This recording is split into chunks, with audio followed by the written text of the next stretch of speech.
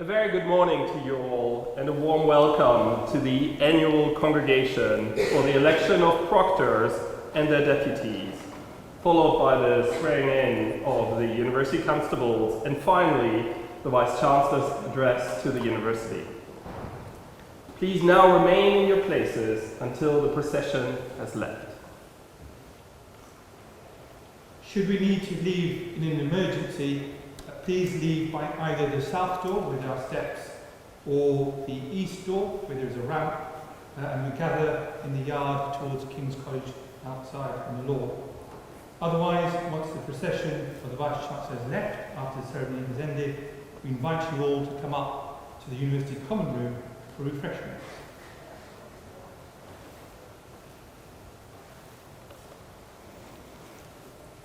Congregationem Regentium Convocamus.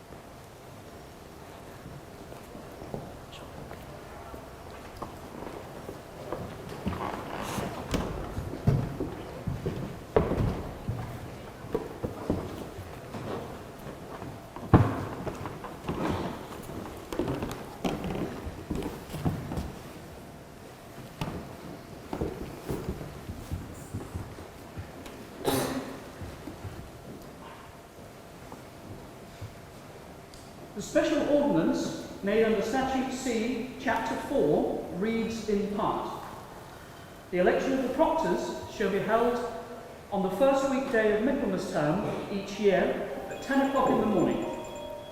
The proctors for the previous year vacating their offices immediately beforehand. At the election, the two Esquire Bedels shall stand in scrutiny and shall take their own votes and those of other voters by the words placet or non-placet.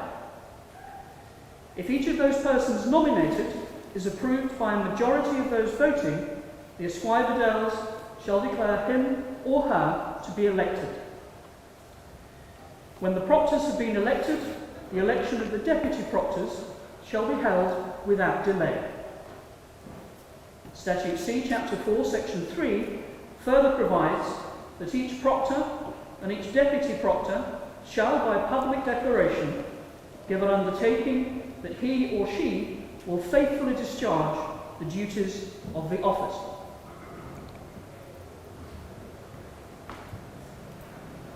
Nominati et praesentati sunt in officium procuratores Magister Parker Dixon e Collegio Dominai Francesca di Sussex et Magister Spaniolo e Collegio Sanctae Individuae Trinitatis. Placeat vobis, that Magister Parker Dixon, e Collegio Dominai Franciscae Sidney Sussex, sit procurator Vesta in annum sequentum. Placet. Placeat vobis, that Magister Spaniolo, e Collegio Sanctae e Individuae Trinitatis, sit procurator Vesta in annum sequentum. Placet.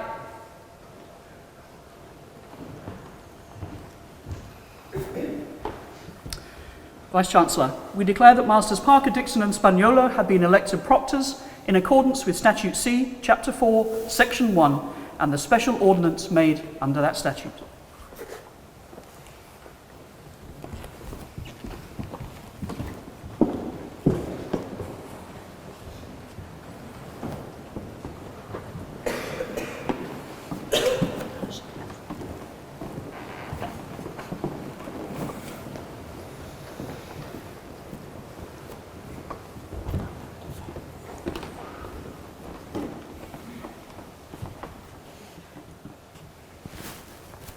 Dabis fidem, te bene et fideliter, praestiturum, omnia quae spectant, ad officium procuratoris academiae Cantabrigiensis. Ita do fidem. Dabis fidem, te bene et fideliter, praestiturum, omnia quae spectant, ad officium procuratoris academiae Cantabrigiensis. Ita do fidem.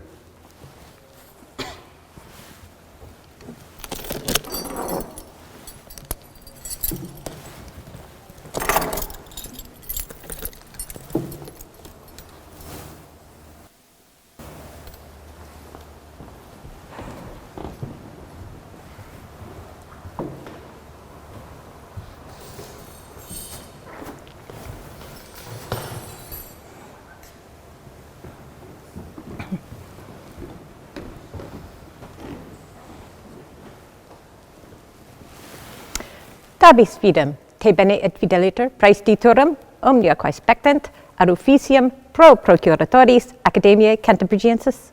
Ita do fidem. Dabis fidem, te bene et fideliter, praestiturum, omnia quae spectant, ad officium pro procuratoris academiae Cantabrigiensis. Ita do fidem.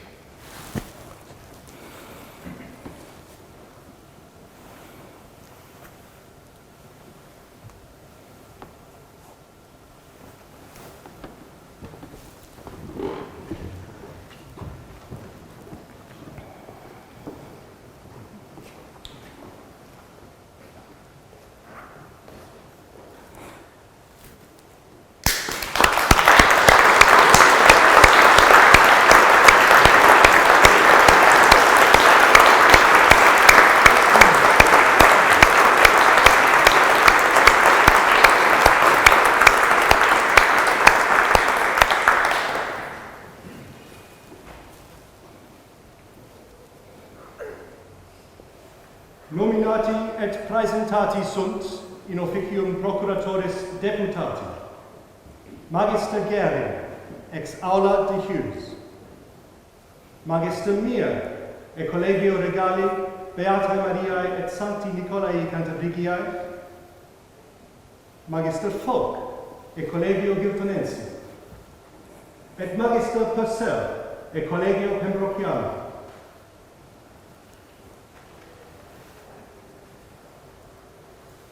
Placiat vobis, ut Magister Gering ex aula de Hughes sit procurata deputatus Vesta in arnum sequentem. Placet. Placet vobis, Magister Mir e collegio regali sit procurata deputatus Vesta in arnum sequentem. Placet.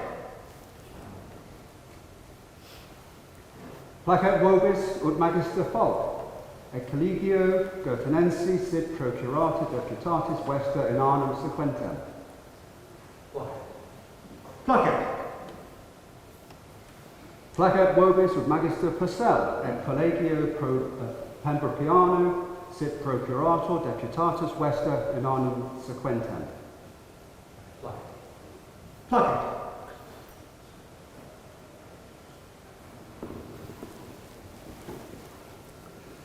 We declare that Masters Gering, Mir, Folk and Purcell have been elected Deputy Proctors in accordance with the special ordinance made under Statute C, Chapter 4.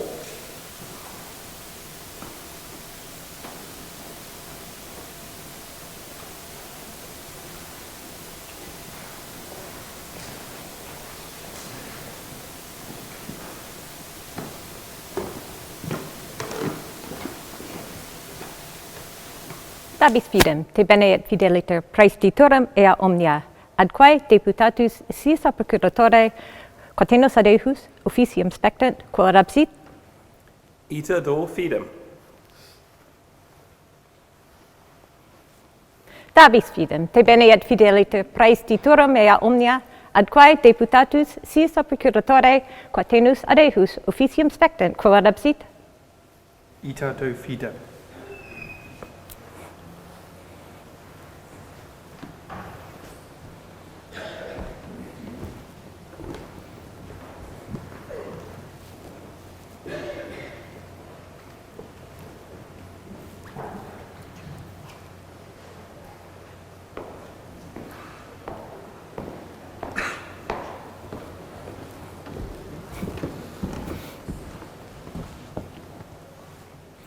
Dabis fidem, te bene et fideliter praestiturum ea omnia, ad quae deputatus sis a procuratore, quatenus adejus officium spectent, quo adabsit?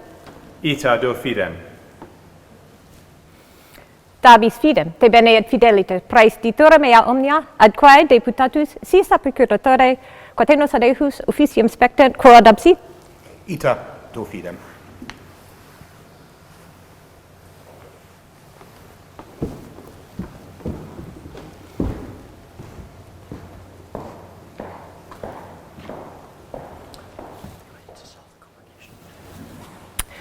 Magistri, Nos dissolvimus ad congregationem.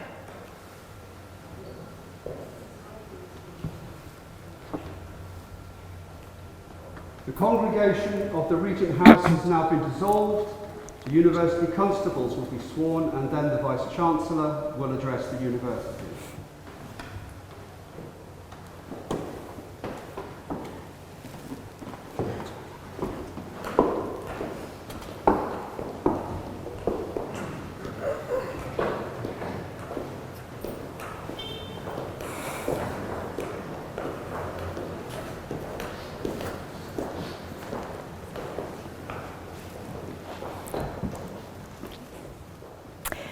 You shall well and faithfully execute the office of constable in and for the University of Cambridge within the precincts of the said university during your time in office, so help you God.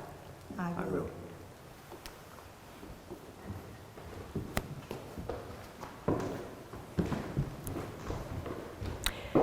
You shall well and faithfully execute the office of constable in and for the University of Cambridge within the precincts of the said university during your time in office, so help you God. I will.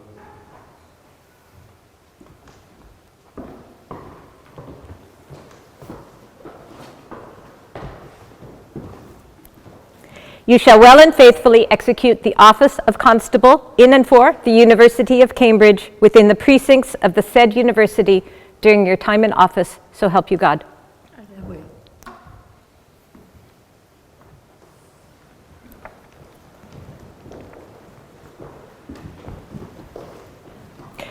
You shall well and faithfully execute the office of constable in and for the University of Cambridge within the precincts of the said university during your time in office, so help you God. I will.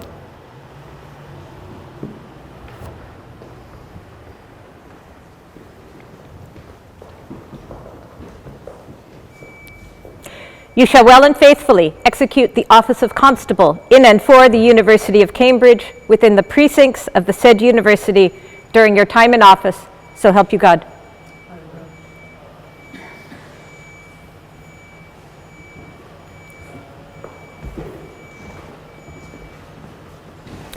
You shall well and faithfully execute the office of constable in and for the University of Cambridge within the precincts of the said university during your time in office, so help you God. I will.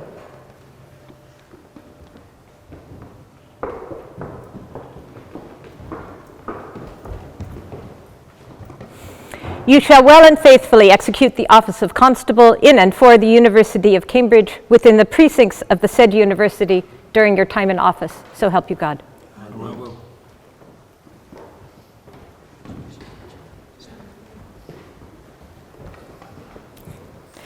You shall well and faithfully execute the office of constable in and for the University of Cambridge within the precincts of the said university during your time in office, so help you God. I will.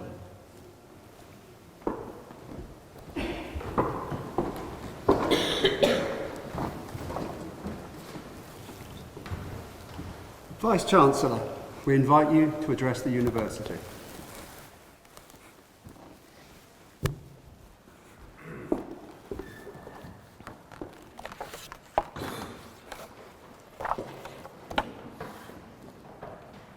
Good morning. A very warm welcome to the new academic year and special congratulations to the proctors for this year, newly elected. It is conventional at the opening of this address for the Vice-Chancellor to run through all the brilliant things our academics and students have done in the past year. The discoveries, awards won, grants received, books published, degrees with distinction, sporting victories, careers launched, and other headline-grabbing milestones in research and education that define a year at Cambridge. It is conventional and it is tempting, for these are the things that Cambridge is known for, that make us all feel good and that give the work of this university meaning. They're the things that get me out of bed in the morning, to be honest, and that give me joy. But I'm going to resist temptation. Instead, I'm going to talk about what the university is doing to enable the flow of these brilliant things to continue unabated into the foreseeable future, and to have the impact on society and the world that they need to have. As I was preparing to write this address, I went back and read the addresses of my predecessors, all the way back to 2003 when we started putting them up on the website. They're a fascinating read. I commend them to you if you have a few hours on your hands. Taken together, they offer an in-time narrative of the history of the university in the 21st century so far. 3 elements emerge clearly in that narrative. One element is Cambridge's enduring features. These include the markers of success, the brilliant people doing brilliant things that I mentioned earlier. They include enduring questions. What should be the size and shape of the collegiate university? How should research and teaching responsibilities be allocated? They include enduring challenges, widening participation, for example, and interdisciplinarity. And central to the narrative are enduring relationships between the university and the colleges, with government, with alumni. These topics come up again and again, reflecting their centrality in the university's mission. Second element of the narrative is the broader context in which the collegiate university operates. This includes everything from government policies and regulations related to higher education to the state of the regional and national economy, broader government strategies, partnerships, competitive pressures, world-changing events like Brexit and the pandemic, you name it, a range of factors external to the university that impinge on its ability to deliver on its mission.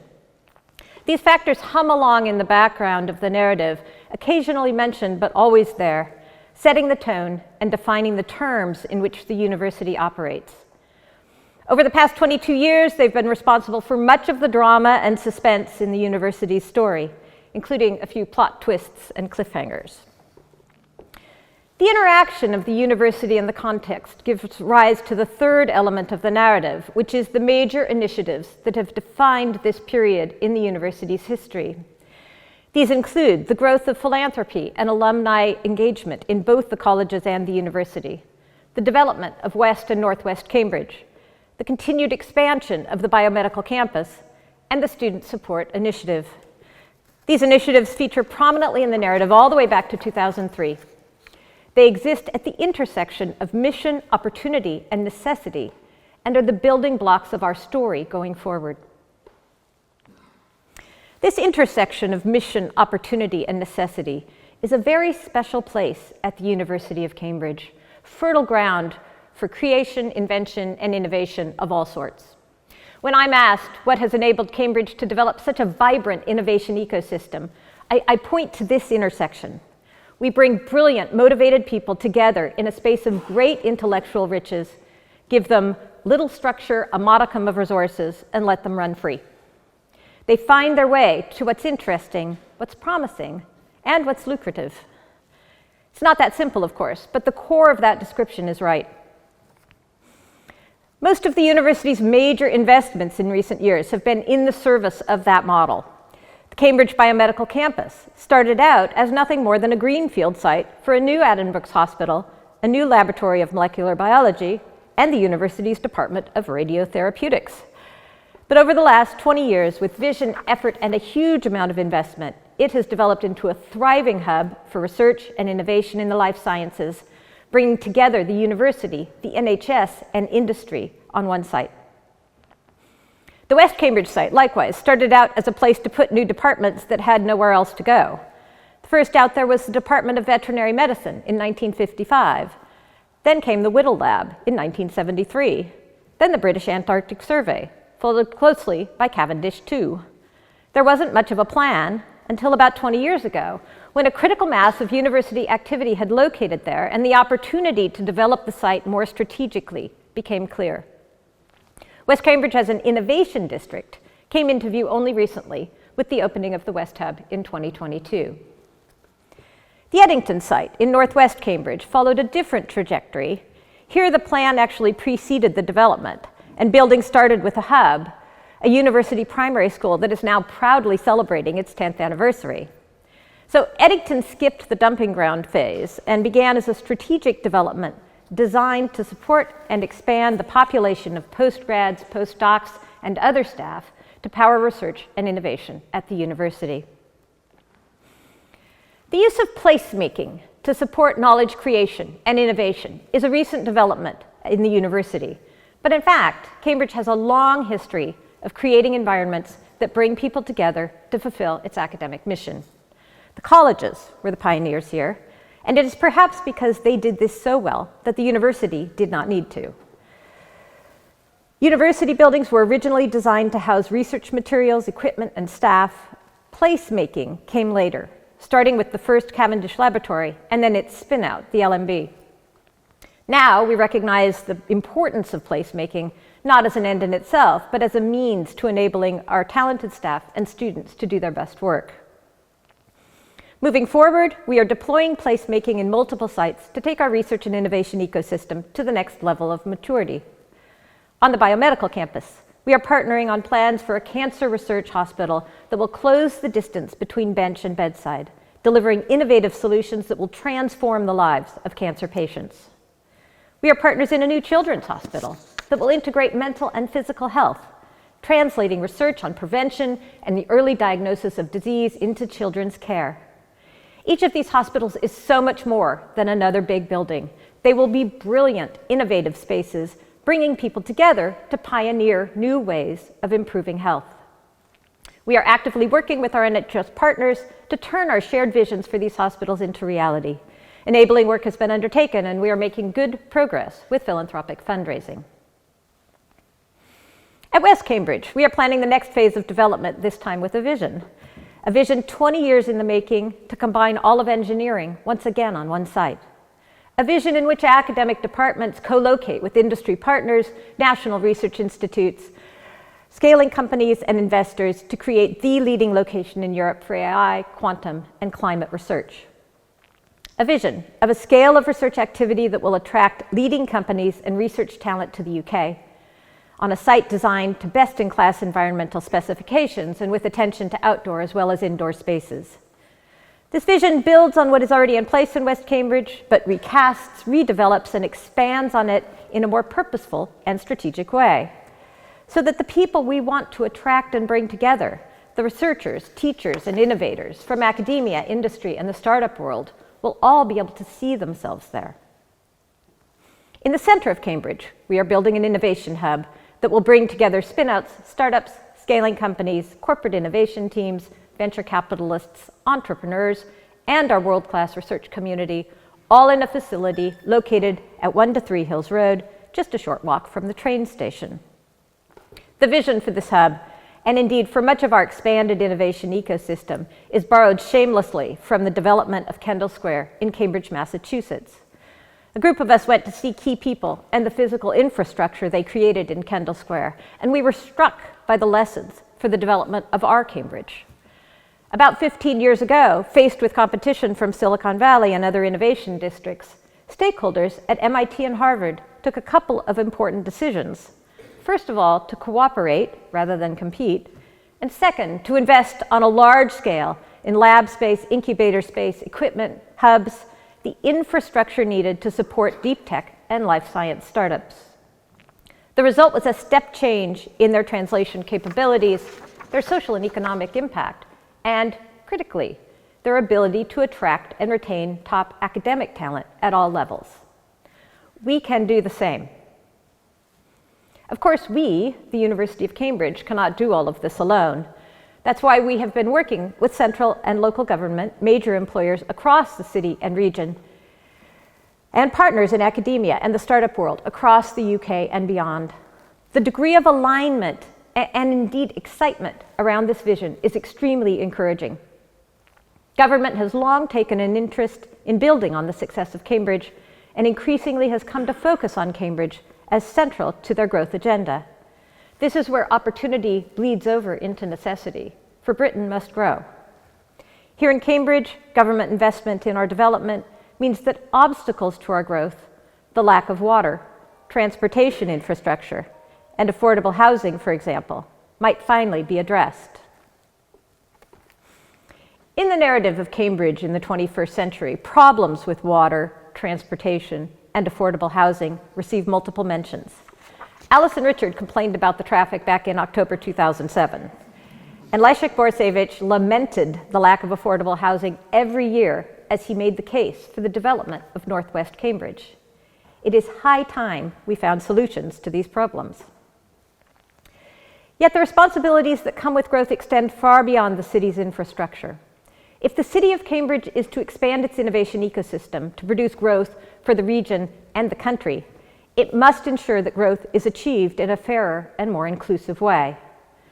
Much of this responsibility rests with the university as a major stakeholder in the region, as one that stands to benefit enormously from innovation-led growth, and perhaps most importantly, as the home of the clever people needed to design it. There is no playbook for inclusive innovation.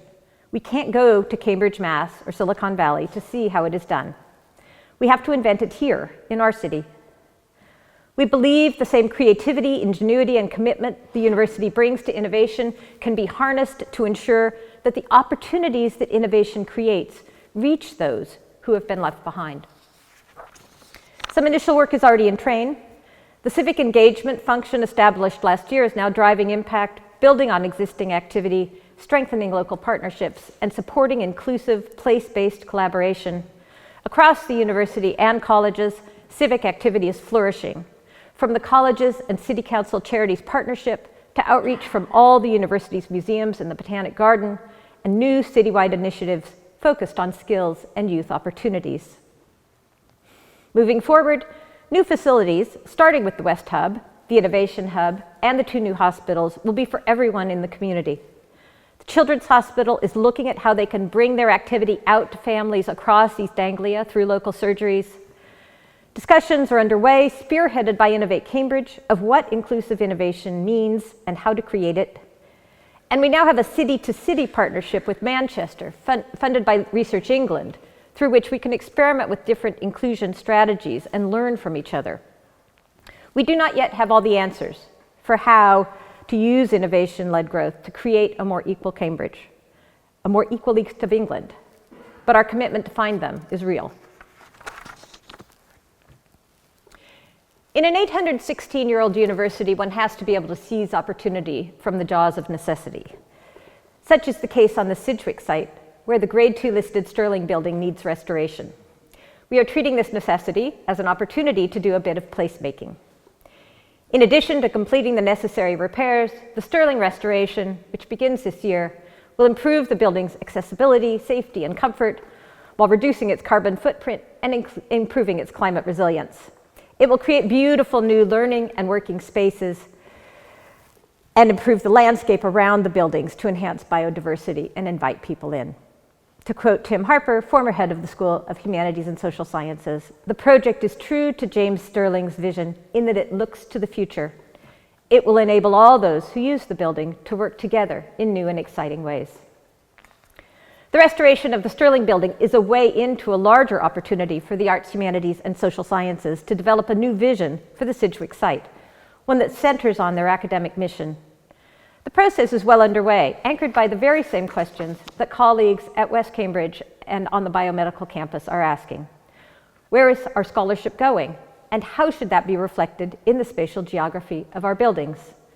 What sort of environment do our staff and students need to do their best work? Who should encounter whom in this space, and how can the physical environment make those encounters more likely? A key question in this process is how the Sidgwick site relates to its neighbor, the University Library. The UL will be celebrating its centenary in its current site in 2034, and in anticipation has been asking some of these very same questions. How can it refashion its historic estate to serve the needs of research and scholarship in the 21st century?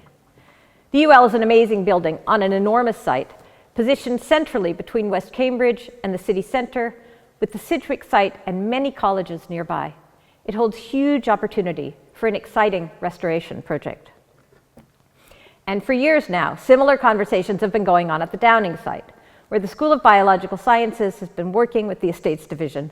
The school has championed new ways of working across traditional departmental boundaries, establishing cross-disciplinary interactions that will drive research innovation across the biological sciences over the next decade. They now have an estates plan that will transform their teaching and research space using only 80% of their current square footage, thereby improving their environmental and financial sustainability while providing a collaborative working and studying environment fit for the biosciences of the future. This is what we need to do across the historic estate, and we are now very close to having a full vision of it. I've talked a lot about sites and buildings. Now let me turn to the most important part of our ecosystem, which is the people. The people who encounter each other on these sites, exchange ideas, work together, and change the world. All the buildings, the infrastructure, the programs, and the partnerships are about bringing brilliant people to Cambridge and enabling them to do their best work in a supportive environment where academic freedom and freedom of speech are at the core. So let me make a couple of observations about the university's people in the current conjuncture. One, this is a moment of extraordinary opportunity. The financial challenges to higher education in this country and the myriad challenges to higher education abroad have led many more people than usual to our door. For example, we had more interest from the US for everything we advertised this year, from undergraduate places and postgraduate places to every level of academic and professional services staff position. And we could recruit people, even when they had to take significant cuts in salary to come. I would expect this opportunity to persist, at least for a few years. It's a good time to be in Cambridge.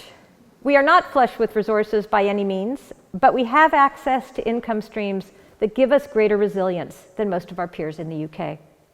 As for international comparisons, what scholars and students need to do their work is three things: freedom, time, and stability. We can offer those things much better than most. And while I'm talking about our comparative advantages, let me take this opportunity to welcome a new cohort of students to Cambridge and to wish you well, and also to welcome back returning students. For the newcomers, this is a time of change, possibility, and hope. We continue to make progress in attracting talent from more diverse backgrounds. This autumn, I will make my latest trip to an area where we attract disproportionately low numbers of students, in this case, the northeast of England, just as I did in the northwest and the southwest. I look forward to hearing views about Cambridge from students, parents, and teachers there, and learning how we might better attract talent to come here. My second observation is that this is also a moment of escalating need for PhD funding. The research councils, long our primary source of this funding, have reduced support suddenly and sharply, well over 50% cuts in many cases. Cambridge gets incredible PhD applicants, and we've always accepted far more than we could fund. Now the gap between the number accepted and the number funded, which you can think of as the amount of talent that is slipping away from us, is simply untenable. The good news is that other funders are stepping up. Colleges have been focusing on bringing in PhD support, and Trinity College has put in its own resources. They established a scheme in which they are match funding about 30 PhD students a year for 6 years. Donors have responded to our call. We have secured over £75 million to endow more than 80 PhDs in perpetuity. And industry partners are an important source. AstraZeneca has funded over 100 PhD students at Cambridge in the past 10 years. With a more diversified approach, we are confident that we can close the gap in PhD funding, but it will take a sustained effort over many years. That is why we are making PhD support a key objective of the next fundraising campaign, which will launch within 2 years' time. In our last campaign, we raised a significant amount of PhD support as part of the £500 million Student Support Initiative. In the next campaign, we plan to set a financial goal based on what it would take to fully fund all the PhD students offered places in Cambridge departments. My third observation is that this is a moment of significant change at the university. We are modernizing our systems and processes, and that is making new demands on our professional services staff. Fortunately, they are meeting the challenge of upskilling. One of the most impressive efforts is the University of Cambridge Data Academy, a data apprenticeship program that is training professional services staff from the university to use data in their work. In the first year of the program, 224 staff used their newfound skills to ask better questions, make better decisions, and save the university time and money. Finally, let me acknowledge that this is a moment of considerable difficulty for the university sector. I fully recognize the strong headwinds facing higher education from a number of directions. The financial challenges of the sector are real and should be of concern to anyone invested in the future of this country. They're certainly of concern to me. Yet I'm also positive and optimistic about Cambridge's future, and a huge source of that optimism is the brilliant people I work with every day. I would like to close with a warm word of congratulations and welcome to office for our new Chancellor, Chris Smith, the Lord Smith of Finsbury, until recently Master of Pembroke College. His election by the Senate involved one of the most significant mobilizations of our alumni in history. Over 25,000 people voted, most of them alumni, voting online from around the globe and in person right here in the Senate House. The role of the Chancellor is to advocate for and support the university's strategic aims and interests. How fortunate for Cambridge that Lord Smith, known for breaking down barriers in society and leading inclusion by example, is stepping into this role. Let me wish you all a very successful start to the academic year. Thank you.